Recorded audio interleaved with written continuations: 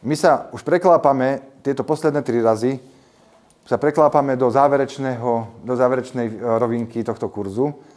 A keď sa pamätáte, na začiatku ja som avizoval, že tento kurz by som chcel mať v takých 3 sekciách, takých 3 častiach. Že prvá časť by bola to uvedomovanie si, kde sme. Všímanie si, alebo ja som to nazval podľa metodológie a praktickej teológie, že to je to videnie. Bez akejkoľvek reflexie, bez akejkoľvek hodnotení, iba všimnúť si, kde sa nachádzam v svojej rýchlosti. To boli prvé 3 zhruba stretnutia. 3-4. Potom tie ďalší blok 3 stretnutí bolo smerované na reflektovanie. Čo to znamená? Neviem, že cez tú moju vnútornú rýchlosť, čo to vlastne môže znamenať pre mňa, že už akoby uvažovať o tom, čo ma moja prax učí. Čo to znamená napríklad spájať si svoju rýchlosť s emóciami.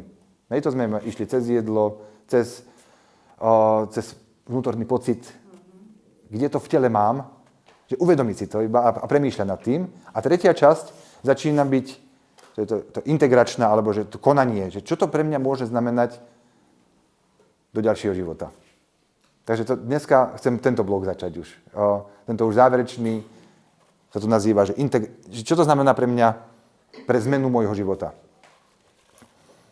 A uvidíme, že nakoľko sa to vás dotkne, že by som chcel povedať pár myšlienok takto, že by sme to mali aj na kamere a potom, keď to vypneme, tak môžeme sa zase rozprávať. A samozrejme, vyprosím vás, rozprávajte aj do kamery, aby vás kamarátky mohli vytrekovať, že áno. Ja som si dal, že kde som, kto som, kam idem.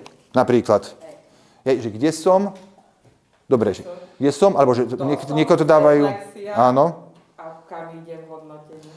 Alebo niekedy sa to ešte možno tak nazýva, že kde sa nachádzam, alebo kde som, čo to pre mňa znamená a ako s tým ďalej. Ale každý si to cez vlastné uši dáva. Ale že to uvažovanie je, že kde sa nachádzam, čo sa z toho učím, lebo my sa neučíme z ničoho iného, iba z toho, čo zažijeme. Preto aj napríklad aj v škole, že my už pomaličky, že tiež upúšťame od toho encyklopedického vzdelávania. To sme sa už tiež bavili o tom, že my, ako sme boli vzdelávaní, že týchto 10 strán sa naučte a prosím vás, nechoďte mi do školy, kým to nebudete vedieť. Ale toto nie je zmyslom učenia. Že encyklopedicky sa naučiť, ako to naučil sa niekto iný. Že zmyslom učenia je, a to je to práve toto skúsenostné učenie, je, že reflektovať, čo mi ten život prináša a kde ma to posúva. Cítime rozdiel v tom. Preto aj napríklad, že naše deti už viacej sú trénovaní v školách, že smerom na projekty, nie? Že aký vy máte k tomu postoj? Že to je tá otázka, že máme nejakú tému, čo to pre mňa znamená, moja životná skúsenosť v tejto téme, a aký postoj k tomu zaujmem. Dokonca, že aj ako ju nazvem, túto situáciu. Lebo čo my sa tu učíme, aj keď debatujeme navzájom? Že my si tie veci pomenovávame. A vždy, až keď dáme veciam mená, až vtedy začnú fungovať. Dokonca existuje teória, a to som pred 3 dňami jednej študentke, to už nenazývam, že študentke, že účastničke programu Mediácia, našiel na ploche na Facebooku, Mária Sliacka, a písala tam jednu vetu, ktorá mi veľmi, veľmi hlboko vošla pod kožu, že veci sa začnú riešiť až vtedy, keď sa pomenujú. Rozumieme? Že tú váhu tej vety? Alebo inak sa pozrieme na to, že vieme riešiť naše problémy iba tie, ktoré pomenovávame. Preto sa aj hovorí, že aj pri komunikácii, alebo pri konfliktoch, najdôležitejšie je vždy komunikácia, ale to je niekedy až taká fráza, že však komunikujme. Ale čo za tým stojí? Že pomenujme tie veci. Až keď dáme veciam mená, vtedy začneme mať k ním prístup. Aj preto sú z každej strany sa pozeráme na to zrýchľovanie, spomaľovanie, emócie, že pomenovávať to. Až keď pomenujeme našu ťažobu, náš nepokoj, našu radosť, až vtedy sa nám to akoby začne rozpúšťať smerom akoby nejakej rovnováhe. Dáva to zmysel? Alebo ak niekomu to vyvoláva odpor, alebo že niečo by ste chceli dodať, kľudne do tohto dajte poznámku. Alebo dokonca, že vám sa zdá, že aha, že napríklad tak, ako pre mňa bola táto veta na Facebooku u tej študentky, účastníčky, že veľmi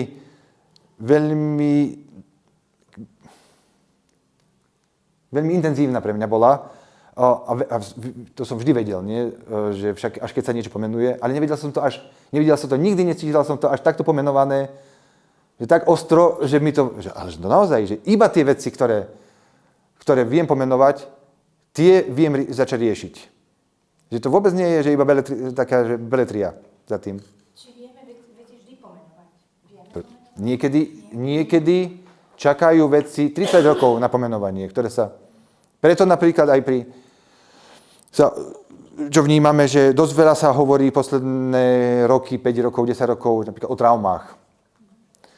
A to sme asi až teraz napríklad pri zneužívaniach napríklad uvedomujeme, že dosť často sme hovorili, prečo nepovedala hneď? No lebo, že to sa nedalo ani pomenovať. Že pri silných traumách, a tam ide hlavne, že keď ide, že naozaj že o život, keby až o život, keď ide v tej situácii, že niektoré, a to sme sa už tiež bavili čiastočne, že niektoré traumy sa v mojom živote dokonca ani nevyplávajú na povrch, že ich nedokážem pomenovať. Vtedy sa hovorí, že, to Gábor Mate napríklad o tom dosť veľa hovorí, že hlavne pri témach holokaustu, že tá generácia, ktorá to zažila, že oni si to ani nevedeli pomenovať, dokonca ani ich deti si to nevedeli pomenovať. Oni iba zistili, že sa niečo deje a až tretia generácia častokrát si to vedela pomenovať. To znamená, že aj v našich situáciách, že pri veľmi náročných situáciách, ktoré každý máme nejaké za sebou, že čím náročnejšia situácia sa udiala, tým dlhší čas si to vyžaduje, aby si to nejako sadlo, a aby sme to vôbec vedeli pomenovať a až vtedy začína ten proces. Ale to je teraz, ale že zase to tiež nemôžeme tlačiť na seba, že a kedy to už príde? Že to si ide samo. Že niekomu, naozaj, že napríklad, že pri znásilneniach, dosť často, to som od viacerých autorov čítal, že až 30 rokov to trvá. To znamená, že v mladosti, že 10-20 rokov, že ani len pomenovať sa to nedá, až kým, že to telo že neuniesie ďalej, že bez toho pomenovania byť, ale niekedy telo si práve sa chráni, aby si to nepomenovalo a až ďalšia generácia si to prevezme, tú štafetu. Neviem, čítali ste niekedy, alebo zachytili ste tieto úvahy? Že to až takto ide? Nie. Keď je čas, ale ono to je tiež to, že až keď my sme pripravení, my počujeme toho druhého, že nám chce pomôcť. Lebo že častokrát tí ľudia, oni sú vždy sú poblízku, ale že najdôležitejšie je, kedy ja začnem byť pripravený na to, že už sa to môže, že začnem už počúvať na to. Lebo v každom prípade, že aj vo všetkých týchto cestičkách, čo si ideme životom, že nám sa zdá, že nám niekto iný pomohol. No nie, že my sme začali byť pripravení na to, že sme to začali počúvať. Lebo že ono sa hovorí, že keď je žiak pripravený, že učiteľ je vždy poblízku. To je tak. A to je jedno, že to môže byť film, to môže byť iba jedna veta z pesničky, to môže byť, niekto si náhodou, hej, že nalistuje alebo v Biblii si nalistuje, že nejakú stať a že tá sa môže zdať pre neho, že zmenil sa mi teraz život. A čo to znamená? Lebo už som začal byť pripravený a že toto je iba že tá vlna, ktorá sa nazýva Biblia, alebo nazýva sa, že mi poradil psychológ, nazýva sa to tak, že mi poradil kňaz. Ale že on je ten nástroj, ale že ja som začal byť na to pripravený. Neviem, dáva to takto zmysel? Možno človek aj vedome možno odmietať závislosť od alkoholu. Že ako si on odmieta pomenovať ten svoj stav, až vtedy, keď dokáže vysloviť som alkoholik, alebo som závislý, to je ten prvý krok, keď začne sa to riešiť. S mojou mamou som mal 2 dní dozadu telefonát a to tiež sme sa len tak bavili o niečom a ona mi vraví, že vieš, to ako keď opití, koľký z opitých si vedia vypovedať, že sú opití? Nie, že to... Ja si napríklad aj na seba pamätám, že keď aj už sa mi motal jazyk, ale ešte stále to nie je opitosť. Hej, že mám to pod kontrolou. Ale to, vo všetkých veciach sme takýmto, že my si neuvedomujeme tie veci, až kým sa niečo neudeje, že to začneme vidieť inak. Že my si ani neuvedomujeme častokrát, že sme pod vplyvom nejakého vzorca detského, alebo ťažoby, traumy, to je jedno, ako to nazveme, až kým nemáme možnosť sa pozrieť na tú vec inak a vtedy si uvedomíme, že vlastne celý čas som išiel nejakým spôsobom, alebo išla nejakým spôsobom a až teraz to cvaklo, že preto my častokrát ani nepočujeme tých ľudí, ktorí sú poblízku a chcú nám niečo pomôcť, alebo povedať, že dalo by sa to robiť inak. Či to funguje tak, že sa tak akože zbiera do takého nejakého meška, že pamäť už to môže ísť. Presne tak. A keď toho niekto niekomu hovorí, tak to tam niekde ide. Ono to takto, že zdá sa, a ja tomu verím, že každá situácia, ktorú sme v živote zažili, ona sa nejakým spôsobom zapisuje do nás. To znamená, že aj každá snaha o pomoc sa zapisuje.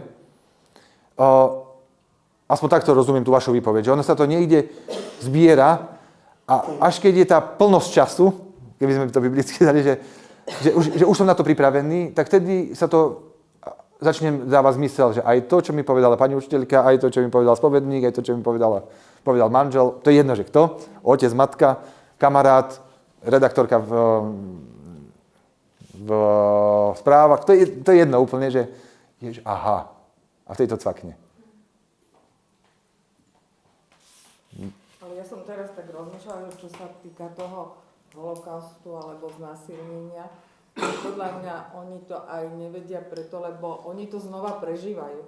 Oni to potom nevedia zvládnuť, preto veľa si zamknuto, kde si dajú a preto čakajú možno fakt a niektorí ani celý život to nechcú. Som poznala taký prípad, čo sa týka holokaustu, proste nie, lebo jak otvorí, tak to znova prežíva, či to je 30, 40 alebo 50 rokov.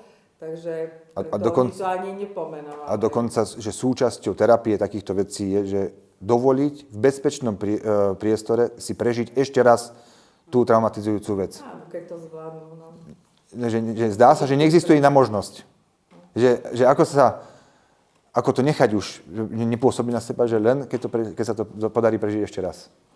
Ale ja môžem povedať, mne sa zdá, že u detí je to také skôr jednoduchšie, že čím je človek starší, tým ťažšie sa s tým vyrovnáva, nie? S tou situáciou.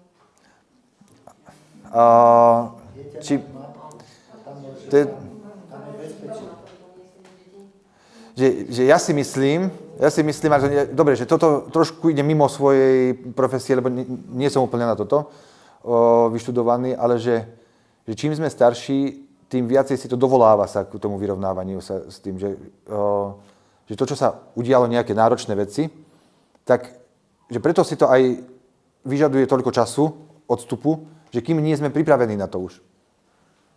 Že je pravda, že sa náročne sa s tým, lebo medzi tým prešiel veľa nánosov sa tam dostalo na tú situáciu, ale že my si takto fungujeme. Že si telo si chráni tie ťažké veci, aby sa niečo nestalo. Napríklad, keď hovoríte, že musí to prežiť ešte raz. Robíme teraz taký výskum s jednou, nazvime výskumničkou, že čo to znamená, že keď niekto mal traumu z zneužitia moci v náboženských spoločenstvách. A že to bolo prekvapujúce pre mňa, že keď sme si začali hľadať ľudí, ktorí buď zažili v nejakej komunite, teraz nemusí to byť sexuálne zneužitie, ale zneužitie z toho, že buď to bolo akoby, že také sektárske, alebo niečo, že ak nebudeš robiť takto, tak bude stratený. Je, že to sú veľmi silné silné, častokrát môžu to byť zneužívajúce spôsoby.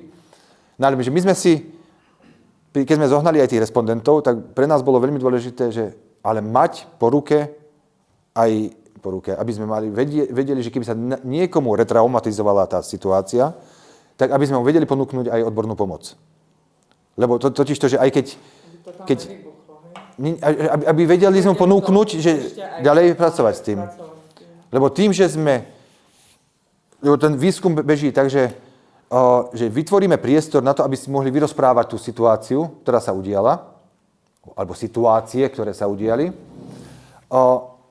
aby sme vedeli potom akoby ďalej s tým analyzovať, že aké vzorce sú tam môžu byť za tým spoločné a tak, alebo že aby sme vedeli hlbšie pochopiť, čo sa deje v takýchto situáciách, ale ide o to, že ten človek, ktorý to vyrozpráva, sa môže stať, že nemá to všetko ešte spracované, to znamená, že nemá to ešte raz prežité, uzdravujúco. A znamená, že keď začne rozprávať, to vieme, že pri rozhovore niekedy sa ani neustrážime a už to vypláva vonku, čo je liečivá vec. Ale môže si to vyžadovať až odbornú pomoc. Čiže že tieto veci, aj napríklad čo sa týkajú zrýchľovania, že prečo, to sme sa už na viacerých prednáškach tohoto dotkli, že častokrát sa môže stať to, že my svojou rýchlosťou unikáme tomu zastaveniu, ktoré by nás mohlo bolieť. Bolieť v tom zmysle, že sa objavia nejaké veci, ktoré sú náročné, aby sme boli sami so sebou. Takže radšej utekáme a keby prekrývame tú vec, aby sme náhodou to neuvideli v plnom svetle. A niekedy aj to okolie povie, už sa v tom nevrtaj. Presne tak. Ale niekedy to treba. Presne tak. A častokrát, akože to je aj napomocné, keď niekto povie, že však nevrtaj sa toľko, že na toto obdobie, hej, že vám to môže pomôcť. Ale že zdá sa, ale teraz to nie je zmyslom, že musíme všetko si upratať a taký. Nie, to nie. Že tie veci, ktoré sa vyplávajú, že čo najdôstojnejšie, najrešpektujúcejšie voči sebe, že prejsť tým tak, aby si mohli pracovať, ako potrebujú.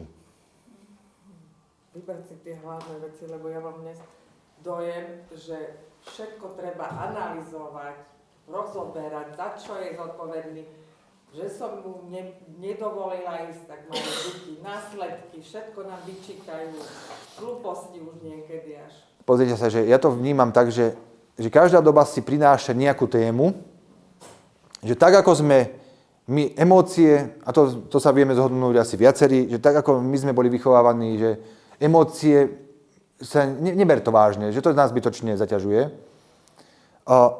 To je akoby že jeden extrém, ktorý si vyžiadal teraz, že my ideme do opačného a je to tak, že potom zrazu si tie deti naše budú, alebo vnúčatá, budú zase niečo iné riešiť, ale každá doba si vždy niečo rieši.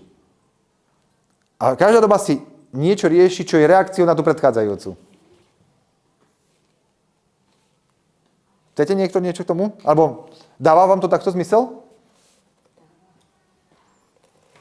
To znamená, že my sme deti svojej doby vždy. My si vždy tiež riešime niečo, čo je typické pre našu generáciu. Pre ďalšiu generáciu je typické niečo iné. Pre tú najmladšiu, dobre, že čo je trošku náročná vec z môjho pohľadu, je, že my sa medzigeneračne oveľa rýchlejšie meníme, ako sme boli doteraz zvyknutí. To znamená, že ešte nikdy sme neurobili takéto veľké medzigeneračné skoky, ako sme urobili teraz posledné 2-3 generácie. A zrýchľujeme to stále. Čo to znamená? A to dneska som niekomu vysvetľoval, že mne to až niekedy, zase na moju situáciu, keď si zoberiem, že moje deti, že keď vidím, že ja som v období, keď som bol 13-ročný, čo je teraz moja dcéra, že ja som bol zažratý do knížiek, že som niekedy, ja neviem, že do 2., do 3. čítal, že až tak ma to vtiahlo do toho deja, do rozprávky a že mi je to naozaj že veľmi ľúto, lebo prirodzená vec, to, čo poznáme a čo sa nám páčilo ako deťom, tak chceme odovzdať ďalej. Ale že vidím, že nemá ani jednu knižku prečítanú, poriadne, ale že ona je dieťa, že toto sú deti z tejto doby A to je väčšina detí takýchto je, že my sme zvyknutí inak fungovať, že my sme aj napríklad, že toto cez sociálne siete, že potrebujeme každú informáciu, že tak rýchlo prejsť. My sme skôr boli zvyknutí na dlhšie spravodajstvo, nie? Že, pamätáte sa, pred 10 rokmi ešte spravodajstvo bolo oveľa dlhšie aj v celke, v rádiu, aj všade. Pesničky boli dlhšie ako teraz. Že my teraz informácie, a naše deti nevidia inak. Naše deti vedia, že informácia sa dostáva v čase medzi prstom alebo palcom na spodnej obrazovky do hora, kým prejde. To je celá informácia. A ďalšia, a ďalšia, a ďalšia, a ďalšia. To znamená čo, že z nášho pohľadu, že budú mať veľmi útržkovité myslenie a veľmi nesústredené. A sú také. Ale že to je, že sú horší, že budú menej sústredení, budú úplne iní ako my, ale že ja som iný ako moji prastarí rodičia, že už nemám taký pekný zadok, lebo som nebehal za jeleňmi a nelovil ich. Čo, hej, že... Alebo že vedeli každú bylinku na každú vec. No, akože z ich pohľadu to bola že super dôležitá vec, čo my sme už stratili. Všetko opraviť. Ale aj to, že to spätie s prírodou si pamätáme, že ešte od našich a starých rodičov, koľko my sme stratili. Že to napojenie sa na okolie, na prírodu. Ja som štrikovala, keď som bola doma na materskej, všetko som štrikovala, všetko. Dneska tie deti moje vnúčky absolútne nemajú ani záujem. Tieto ručné práce. Niečo sa to mení a že my napríklad vôbec nevieme, čo sa zmení s umelou inteligenciou. Ale to teraz nehovorím ako, že negatívna vec. Ja to vidím mnoho pozitívneho v tom, ale že vidím, že my od študentov nemôžeme chcieť, aby písali práce tak, ako sme písali my. Že musíme priznať niečo, že ako im pomáhať budovať samých seba, ale iným spôsobom ako zaujať, ako ísť cez osobný príbeh napríklad. Že si zoberte, že takúto zmenu, ako teraz prežívame pri umelej inteligencii, že to mohli zažívať tí súčasníci, keď vznikla knih tlač.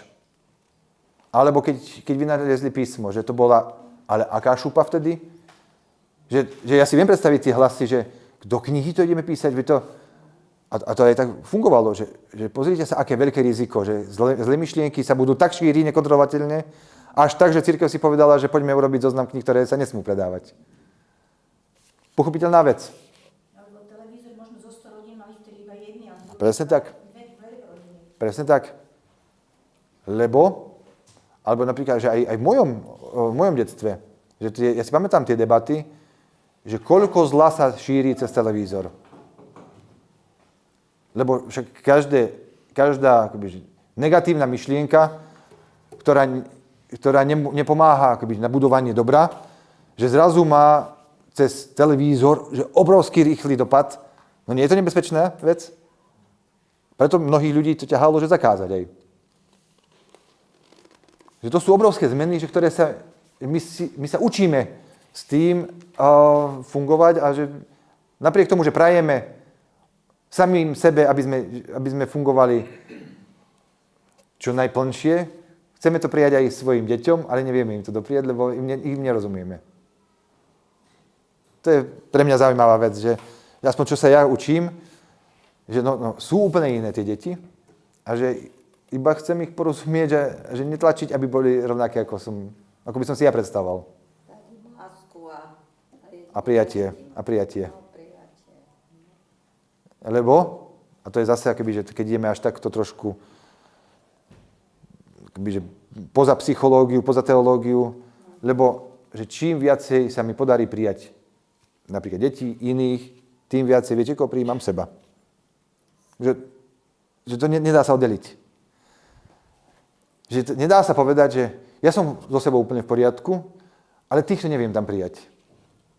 Že existuje, a to som už raz tiež tu spomínal, že existuje iba jedno prijatie. Existuje iba jedno spomalenie, existuje iba jedno odpustenie, existuje iba jedna láska. Chápete, že nemôžem povedať, že vás príjmam, ale s vami nie.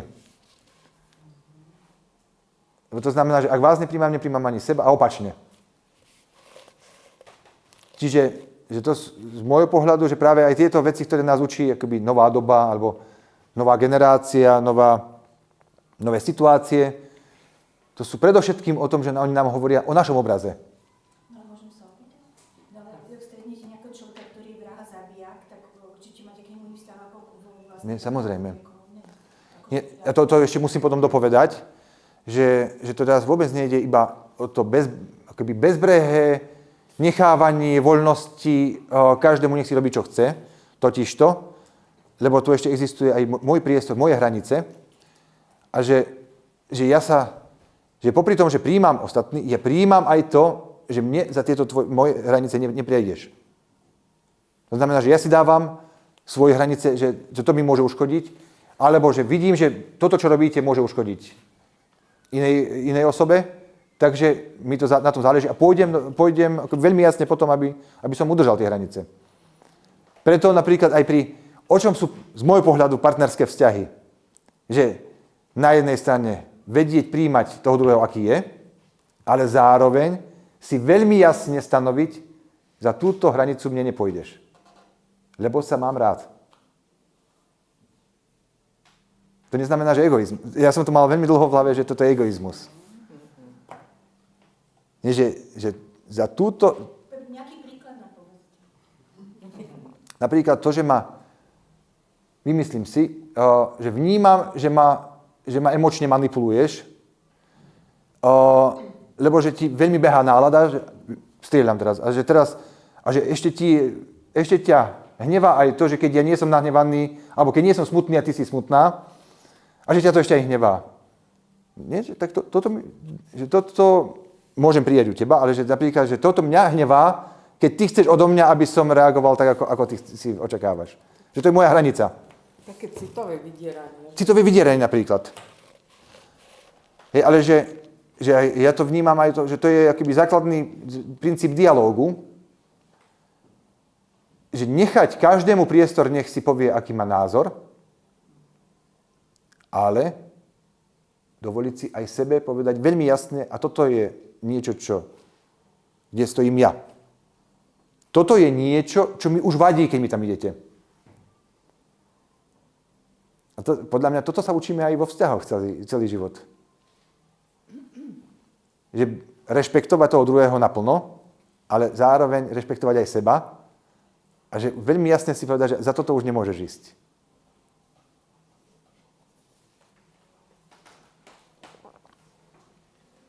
To sa mi zdá napríklad, že je veľmi aj dôležitá téma aj pri tomto našom spomaľovaní v tom, že, lebo to už aj viackrát sme oslovili túto tému, že teraz, že ak spomalím úplne, to znamená čo, že začnem byť keby úplne apatický voči životu naokolo, že je to tam taká tenká hranica. Že akoby, že nič neriešiť. A že zase, dobre, že máme veľmi blízko, väčšina z nás máme blízko k tomu, že mať veci pod kontrolou, nie? Že to je prirodzená vec. Že mať život svoj pod kontrolou. A že to sú akoby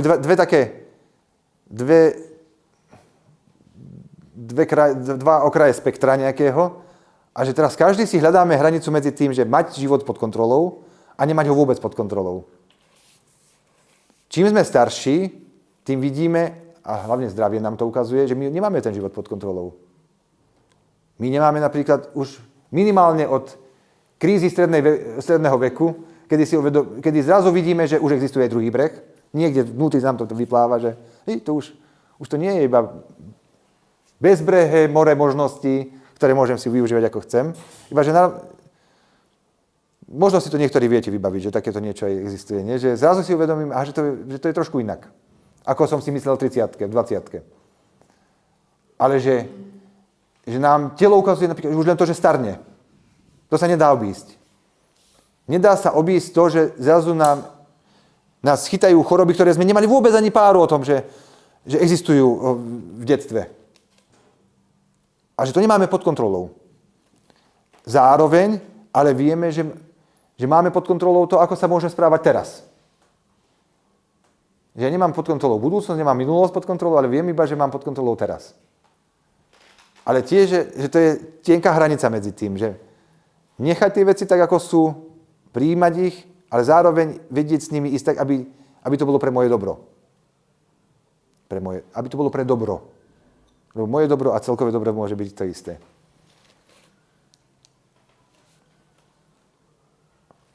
Aby to bolo celistvé napríklad, že to je celkom zaujímavé slovo, aby som sa cítil celistvo, aby som sa cítil dobre telesne, emočne, duchovne.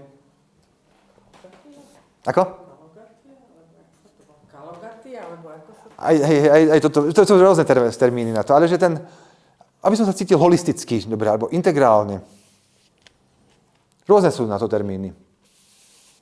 Ale že zdá sa, že aj tieto naše napríklad choroby, alebo aj to naše zrýchľovanie, že nás učí iba tomu, že si Totiž to, že ešte inak to skúsim. Že my sa dozvieme, alebo začneme vnímať, že aké krásne svetlo, viete, až keď prejdeme cez tmu.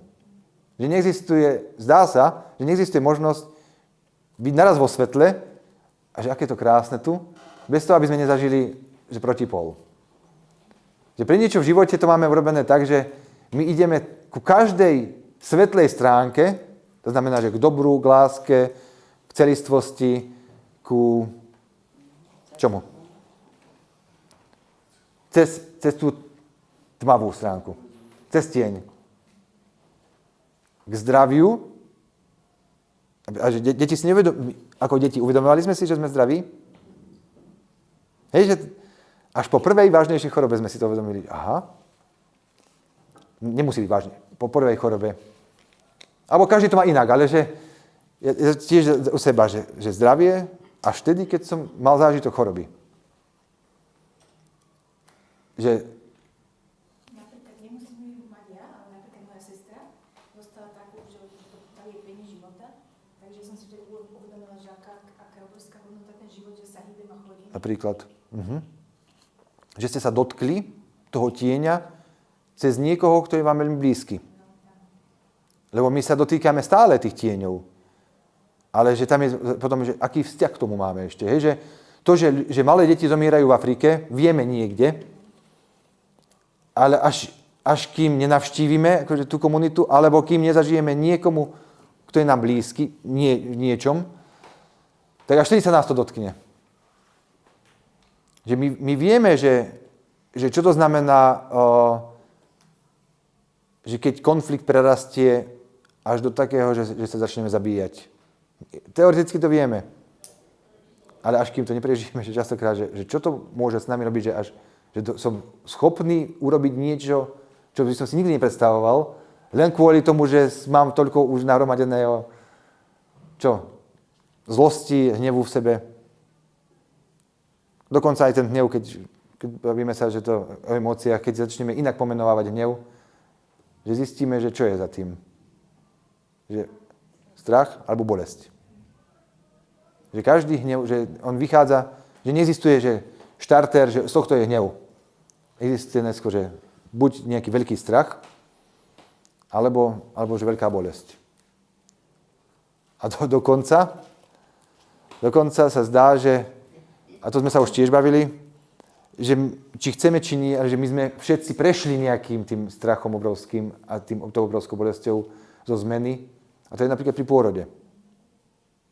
Hej, že to tak máme. Že my všetci sme prešli, že s absolútnou zmenou prostredia, napríklad, že vo vode, z vody na vzduch. Z negravitácie do gravitácie. Že to je tak obrovská zmena, a že my tento zážitok máme všetci. No? Aj tak si myslím, že keď to zažijeme cez niekoho iného, blízkeho, tak je to stále iba takého súcitného charakteru. Okay. Ale keď sa to dotkne priamo, Okay. až vtedy začneme rozmýšľať, že to čo má... toho povedať, čo to pre nás. OK. Že ešte iné to má, ešte inú kvalitu, však má to tá skúsenosť, že až keď je vlastná. Je pravda, ale to, že čím bližšie vzťahovo ten človek alebo tá situácia k nám je, tým bližšie to má aj k tej vlastnej osobnej skúsenosti. Že dokonca tam sa niekedy môže stať, že ale v niektorých prípadoch, že keď je úplne tak blízko ten človek, že tvoja skúsenosť sa stáva mojou skúsenosťou naplno. Ale máte pravdu, že že na vlastnej koži to je vždy úplne iné. Na čím rozmýšľate? Že skúsenosť je neprenosná. OK. Veľakrát ako človek aj v úvodzovkách by poradil niekomu, alebo teda vidí, že sa rúti do niečoho nedobrého a ten človek druhý si to musí zažiť sám, lebo fakt, že tá skúsenosť je neprenosná, môžeme mu to rozprávať a nevie to tak navnímať, ako keď mu povieme tú svoju skúsenosť, pokiaľ on ju nezažil. A čo niekedy bohužiaľ. Ale zároveň, a to poviem o sebe, povedzte si, alebo sami iba pre seba, že či to aj pre vás platí, že ja to na sebe vidím, že čím vážnejšie berem do úvahy to, že tá skúsenosť osobná je neprenosná, tým menej tlačím na to, aby som vychovával iných ľudí, tom, že či ich uchrániť od niečoho, alebo že im niečo, ukázať nejaké priestory, otvoriť. Že tým viac som otvorený tomu, že ten život si ide tak, ako potrebuje. Neviem, či to je zrozumiteľné. Že prestávam akoby preberať zodpovednosť za iných, aké skúsenosti oni budú mať. Že môžem hovoriť o svojich skúsenostiach, ale že už nemám očakávanie, že to pochopí niekto. A dokonca ani nechcem, aby sa menili iní ľudia. Čo som napríklad ešte pred pár rokmi chcel, že vymyslím, že tí, čo pri týchto polarizačných témach, že tí, čo nerozumejú tak, ako ja rozumiem tej téme, tak už by som najradšej, akože, že volebné právo im zoberme už. Ne, dobre, že... No, 20 rokov. Ak vidíte vaše dieťa, že ide zlou cestou, no tak ho usmernite. Presne tak, ale že nemám, že to je súčasťou toho odovzdávania tej mojho príbehu, že čím bližšie ten človek ku mne, že tak snažím sa mu aj povedať, že aký, alebo že toto už vnímam ako škodlivé, alebo že prosím, toto nerob. Len nemám už očakávanie, že to musí zmeniť. Viac budete usmerňovať, tým väčší odpor bude klásť. A zároveň si začínam uvedomovať, že aj výchova z mojej strany ako rodiča, že najviac funguje to, že oni to načítavajú presne. Bez toho, že by som im to vysvetľoval a dával návody. Že úplne citlivo načítavajú. Lebo totiž to, že ja si začínam uvedomovať, že prečo som rovnaký ako môj otec, až po 40 rokoch, 30 rokoch, že si to začínam uvedomovať a že koľko vecí koľko ma naučil. A začal som si to až teraz, a že to je neskoro, nie je to neskoro. No presne to vtedy, keď to má byť. A že tým pádom, že keby mi tam aj neviem čo vysvetľoval, že tie veci, ktoré potreboval odovzdať, mi odovzdal a tie veci, ktoré ja potrebujem odovzdať deťom, odovzdávam tým, kým som a aký som. Bez toho, aby som im upozorňoval na to.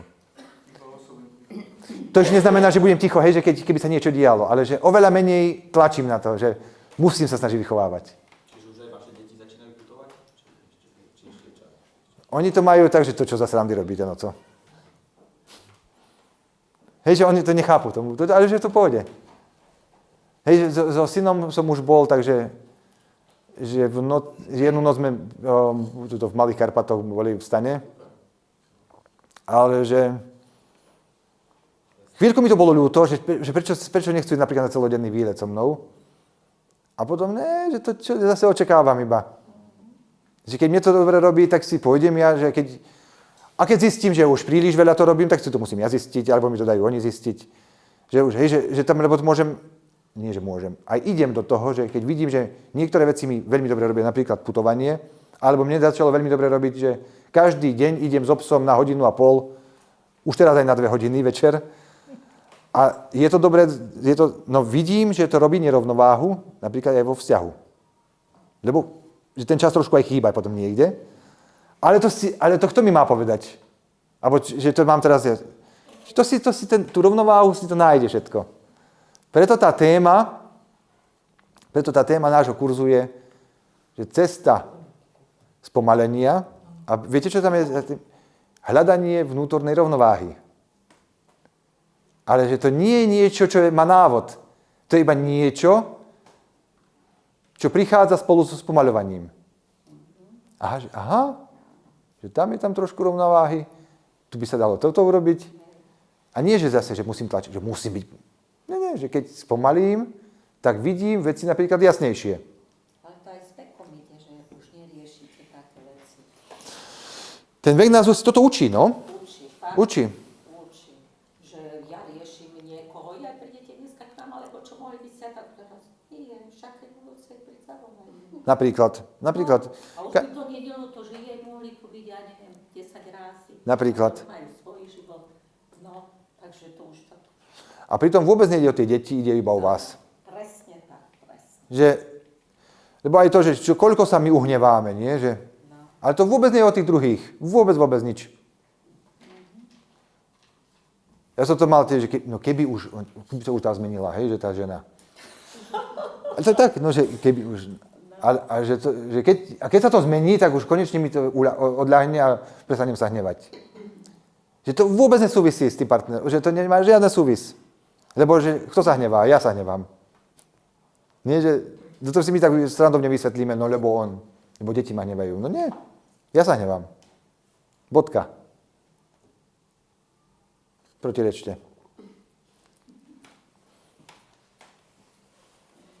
Môžem sa spýtať, zachytili ste taký trend, ja som to teraz čítala na Postoji, že sa to teraz, hlavne z Ameriky to ide, ale podľa mňa to nesúvisí s Amerikou, ale ako nový trend, že no contact, že rodičia, deti sa odstrihávajú od rodičov ako úplne vedomé, lebo zažili traumu, ubližovanie fyzické, psychické, emocionálne, ale až tak, že vlastne úplne sa od nich odstrihnú.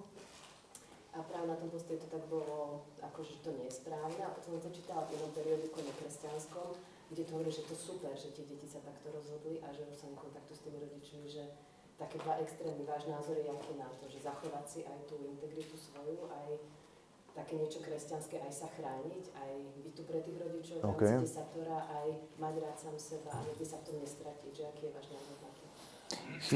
Všimol som si to, vďaka za otázku. Všimol som si, že aj tento článok že tam bol a chvíľko som sa pozastavil, že aký je môj postoj k tomu. A pre mňa to bolo... Ale dobre, že poviem to iba naozaj, lebo sa pýtate na môj postoj, poviem ako môj postoj, že pre mňa to hodnotenie už bola trošku nadpráca novinára. Totiž to, že... Ale tak to, že aj o tom komentáre sú, že tam príde aj s tou nadprácou toho novinára, ale že pre mňa, že existuje tu fenomén odrezávania sa, takto, že vždy existovalo takéto niečo, že keď sú veľké zranenia v rodine, tak že aby to nebolelo, v nejakom veku, to najčastejšie 20 až 30 rokov, alebo medzi 20 až 40, že sa to dieťa, ten dospelý človek, že sa úplne odstrihne, lebo to príliš bolí celé. A teraz, že keď je takýchto situácií viacej, alebo že keď je to, začne to byť akoby súčasťou kultúry až, lebo je toho veľa, že sa to začne stávať trendom, to ešte neznamená, či to je dobré alebo zlé. Iba, že to existuje. A teraz je to, že ako to ideme interpretovať. Hej, že potiaľ to nehodnotíme nič. Lebo to sa iba deje. A teraz vy sa pýtate, že aký je môj postoj? No, ja si myslím, že každý robí presne tak, ako vie. A tam, že či to má byť podľa desatora, alebo nedesatora, to si musí zodpovedať úplne každý. Neviem sa inak k tomu vyjadriť.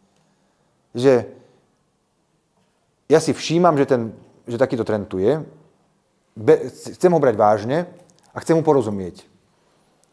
To znamená, že ja mu zatiaľ rozumiem tak, že je tu veľmi silná generácia, ktorá je poznačená zraneniami z rodiny.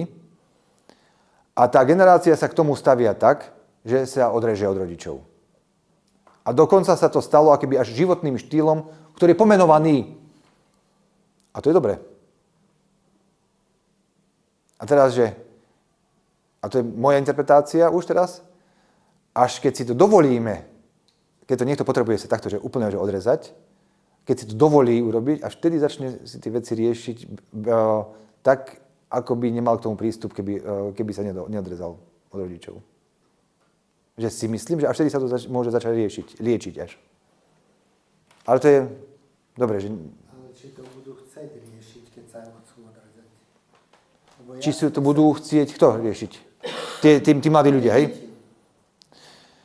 A to treba nechať na nich. Keď sa raz chcem odrezať, Okay. tak potom sa odrežem a hotovo. A či už mám 40 alebo 50, Okay. sa nevrátim. A je pravda tiež, že niekedy sa môže stať, že aj budú sa chcieť vrátiť potom akoby, že k tomu, ale už je neskoro. Že už tu tí rodičia nie sú. Povedzte. Že by ste si všimli v tých článkoch, Čakajte, no.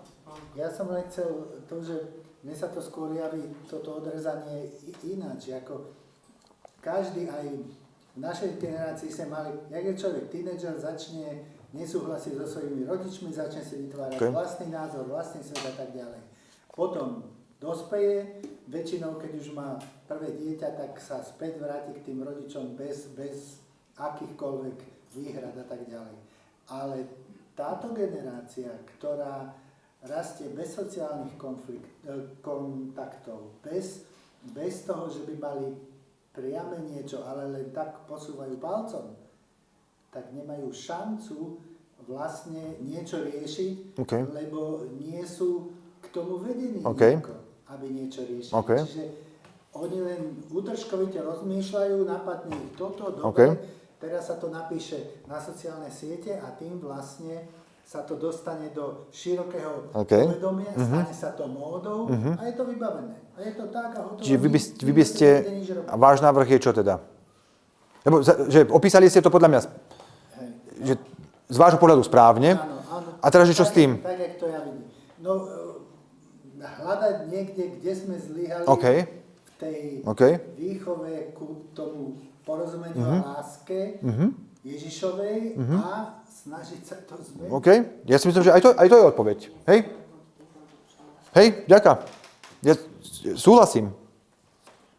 Vy ste. No, ja som tiež čítala, to ma prekvapili tá štúdia, ktorá ten mal kontakt, len tam, čo sa mi nepáčilo, čo sa týka tých detí, že sa tam už grupuje veľmi veľká skupina tých mladých, ktorí vôbec im nič nebolo ubližované, tam ste to aj čítali, asi v tom aj na Postoji to bolo, a ktorí za svoje zlyhanie vinia rodičov. A toto sa mi už nepáči, lebo presne oni teraz, že nebudeme tam, jedna aj matka dokonca, že 10 rokov nevidela dceru a mala všetky možnosti. A toto som presne hovorila, že vzniká taká generácia, čo všetko analyzuje a začína viniť ako, že veď tí rodičia, prečo ja teraz nič neviem. Ale aj my sme museli bojovať, aj my sme si museli všetko vytvoriť. Nám to nikto nedoniesol na podnose. Takže toto tam tiež bolo, že tam je riziko. Ďakujem tiež za váš názor k tomuto. No? Držte. Hovorí tak slečna, že ak sú také deti, ktoré sa chcú odrezať, ale sa nedokážu, tak čo potom s tým? Viete, Ja som iba všimol, ako slečna sa zatvárila, že pekné pomenovanie, nie? Že... To je pekné. No. Ja hovorím, že sa odrežú a že už potom akože úplne odídu od rodiny. Ale čo keď sa chcú odrezať, ale nemajú na to sílu, alebo tí rodičia to nedovolia, ale proste, čo potom s tým? Lebo ste povedali, že až keď sa odrežú, to dokáže riešiť. Nerobím s tým nič, že možno ešte neprišiel čas. Alebo povedzte, ako vy uvažujete. Ja neviem. Ja si myslím, že asi už ostanú, že tí rodičia, no podľa toho, či tí rodičia sú dominantní a povedzme, že nechcú pustiť, ja neviem. Že najideálnejšie je vždy vytvárať čo najbezpečnejší priestor, že nech si to môže každý aký prejsť v bezpečnom prostredí tie emócie, ako ich má. Je pravda, že nie každý takýto bezpečný priestor zažil. Nie je pravda, že každý takýto bezpečný priestor má dostupný. To znamená, že toto, čo aj vy hovoríte, že aj to je výzva pre spoločnosť celú toto, že uvažovať nad tým, že kde sme urobili chyby, že čo nás toto vlastne učí celé, že sa to stáva súčasťou našej kultúry, že tu máme jedno hnutie veľmi silné, že ktoré sa začína stávať až pomenovaní, že až má meno toto. To znamená, že to nie je maličkosť, že to je skupina ľudí, ktorí patria do kultúry súčasnej. A čo sa vlastne udialo s nami? Hej, že to je zase dobrá vec, že keď máme možnosť si to zreflektovať. Len ja teraz akoby v tom prvom momente, že nechcem ani odpovedať, že či to je dobré, ani zlé. No je to takto a to treba, ja sa učím to iba, že vnímať, je to takto. Čo nám to hovorí, to už je druhá otázka. A potom tretia otázka je, a čo by sme s tým vedeli urobiť my? Presne tak. Presne tak. Ako oni budú vychovávať deti. Keď za všetko potom. No budú úplne inak vychovávať. Je pravda, že budú to mať veľmi veľa tieňov tam v tom a budú mať ale veľa svetlých častí, o ktorých my ani netušíme. Vy ste chceli? V podstate to už bolo trošku povedané, lebo som chcel povedať, že možno my myslíme, že tie deti nemajú žiadne problémy alebo niečo, ale to sú práve tie deti, ktoré vyrastajú z tých rodičov, ktorí sú asi 70% rozvedení. A ten bezpečný priestor, dajme tomu, že tie deti, niektoré tam aj nemali, chodia raz k jednému rodičovi, raz k druhému rodičovi, tam sú nepokoj, tie si prehádzajú. A potom to dieťa proste sa jednoducho to psychicky nezvládne a odstrihne sa, alebo mám pokoj. Napríklad, no. A to je možno tento fenomén, že vlastne tie deti, tých rozvedených rodín, ktoré keď my sme boli mali, to ešte neexistovalo. Nie v takom rozšírenom meradle, ako, hej. A tiež... Toto je viac práve tým, jak hovorila naša spolužiačka, že vás myslím, že... Naša spoluúčastníčka. Nabalili sa ľudia, nabalili sa tie ďalšie deti v úvodzovkách, ja neviem koľko ročné už, ktoré chytili tú vlnu a jednoducho chcú z toho vlnou ísť, hotovo. Čiže nič sa im neubližovalo, nič im nebolo zlé, nič im nebolo extra zakazované alebo nútené, ale sa im to páči, odstrihneme sa aj my. Hotovo. Ja si myslím, že každé detstvo je dráma. Akože cudzie bytosti vychovajú cudzie bytosti a že tam neexistuje rozhodenia. A posudzovať to, že či tomu dieťaťu nebolo ublížené, to si že fakt nedovolím. OK. Ďakujem tiež za... Hej? Ja som myslel tak, že neboli ani znásilňované, ani toto, ani... Že vám viac bytosti môže byť taká, že už ako drobné veci, ktoré by ste vy takto zvládli, tak ako je zasypať. Že to, že neboli znásilňované, to je silné tvrdenie podľa mňa. Ja som myslel... tak, OK, chápem. Iba fyzicky. Chápem. Sú také zdatné veci, aj volajú snehové vločky, tá generácia, takže aj s tým je trošku... Určite. Že nevedia hneď... Menej lásky a viacej toho materiálneho. A že každá doba, že to, čo sa z môjho pohľadu, že to, čo v Indii hovoria, že karma funguje, že ona je vždy vyrovnaná, že to, čo sa na jednej strane uberie, že ono sa vždy niekde, a my to ešte nevidíme. Dávajú hmotné. Napríklad. Tá láska, a to už sa tak všelijako vidí. Ja som chcel povedať z mojej skúsenosti, že nemyslím si, že úplne výva u rodičov je tá chyba, lebo moja sestra je obídená. A to je generácia ešte pred tými deťmi, o ktorých sa teraz bavíme. Chovávali nás rovnako, v jednej domácnosti. A už vyše 20 rokov je preč. A že dokonca vy ako... Nie, vôbec. Nie. Dokonca, že vy ako účastník tohto príbehu, že vy ani nemusíte vedieť, že čo sa tam vlastne celé udialo. Môžete, ale že dokonca aj, že ten najbližší ľudia niekedy nemusia vedieť, prečo to ten môj súrodenec urobil takto, ako to urobil.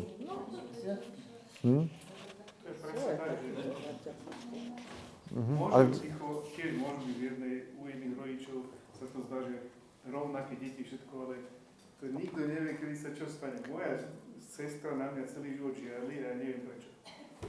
No pekný je, no čo? Má to v génoch. Lebo robíte v palce. Ja sa tam ste mladšia ako ona? Ste mladšia ako ona? Áno. Ani sa niečo tu No, však aj to. Nie, no to môžu, dokonca vidieť, to aj biblické príbehy toto akože riešia práve tieto súrodenecké vzťahy, ktoré sú archetypálne. Kain, Abel, Jozef, až Benjamín potom. No? A ja som najstarší a žiadali na mňa dvaja. No. Zo 4 No. No to a ďalší kurz si objedná ešte ďalej. No? No? Ja som sa starý. Nepúšťte sa mister.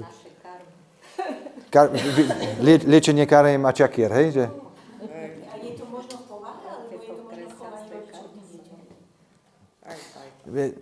A teraz myslíte na čo? No na to myslím, že či sa tí rodičia chovajú úplne rovnako k tej sfére, k tomu synovi, alebo teda to dieťa má... Hovoríte teraz o prvorodenom a druhorodenom a tretí, takto? Nie, hovorím o tej žiarlivosti tých detí. Lebo že ja to chápem, že aj čo ja mám načítané, alebo aj šťastí, že nareflektované, že ten model je väčšinou, akoby, ale zase, nechcem to akoby zo všeobecní, ale že prvorodení fungujú trošku inak ako tí ďalší, kvôli tomu, že napríklad, že sa aj väčšia zodpovednosť dáva na toho prvorodeného, alebo minimálne on to tak zobere, ten človečík malý, že mám spolu zodpovednosť a starostlivosť o ďalších. Zároveň vieme, že každým novým dieťaťom rodičia sa uvoľňujú v tej výchove, že tie vysoké očakávania sú častokrát pochopiteľná vec. Všetci okrem Mirky to tak robili, no. Ja chcem k tomu povedať, že máme 4 deti, najstaršia je dcéra. A presne, že proste ona sa cítila zodpovedná za ne, za tých troch chalanov potom máme, takže za nich sa cítila taká zodpovedná. A že v podstate na tej prvej sme sa ako keby učili. No, vyšantili. A že už potom sme sa tak zvoľňovali.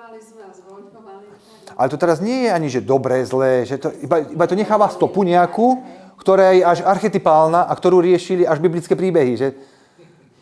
Hej? No a máme ich 4 a každý je iný, takže... Keď sa človek nad tým zamyslí, tak vlastne každé dieťa má iného rodiča, lebo ten rodič rastie a nejak ináč sa správa. Presne tak.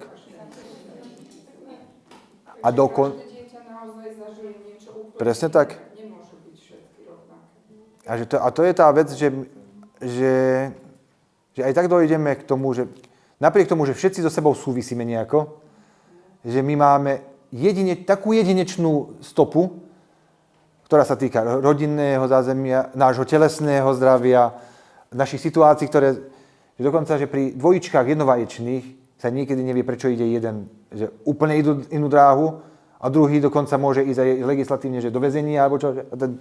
Hej, že úplne rovnaké podmienky, ale že úplne rozdielne v dráhy.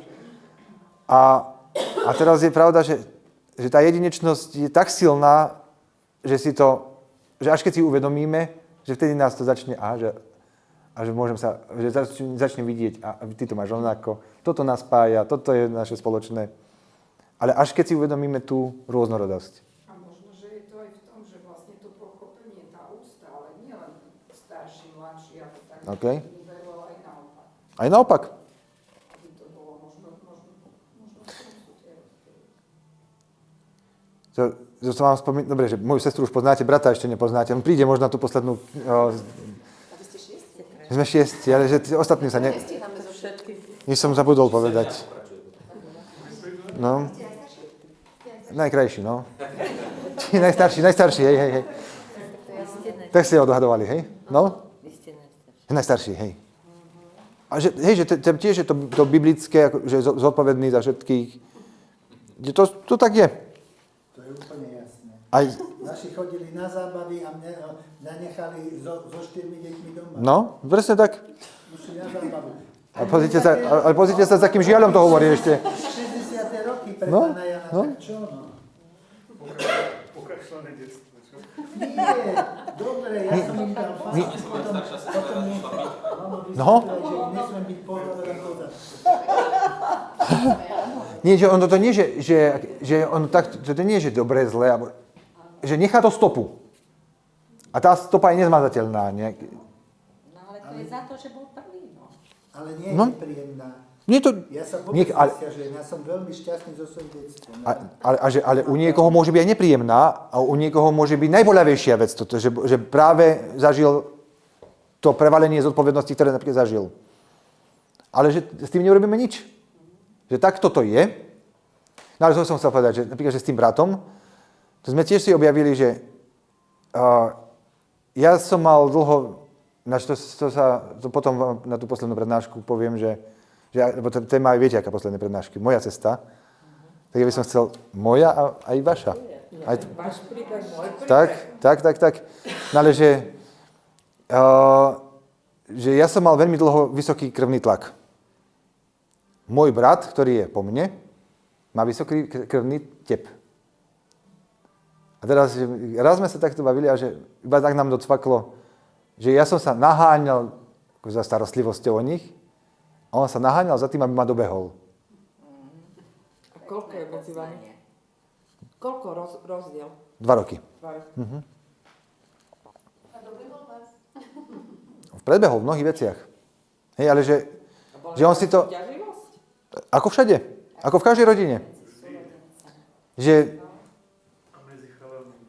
Hej, ale že prirodzená vec, že iba my sme si to uvedomili, že to môže mať aj súvis akoby, že s tým zdravím aktuálnym. A že či ma dobehol, no že ako náhle si uvedomil, že ma nepotrebuje dobiehať, sa mu to začalo upravovať.